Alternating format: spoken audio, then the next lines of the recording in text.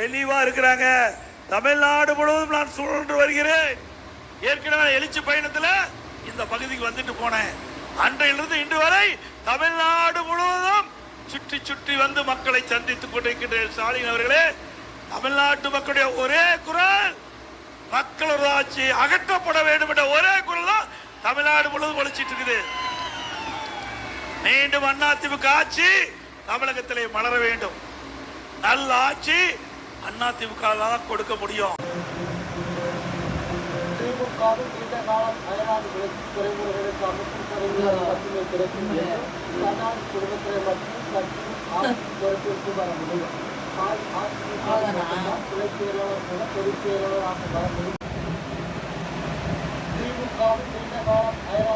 குறைபாடுகளுக்கு அமைச்சர் பதவி வரை மட்டுமே கிடைக்கும் என்றும் பிரதான குடும்பத்தினை மற்றும் கட்சியின் ஆட்சி பொறுப்பேற்று வர முடியும்.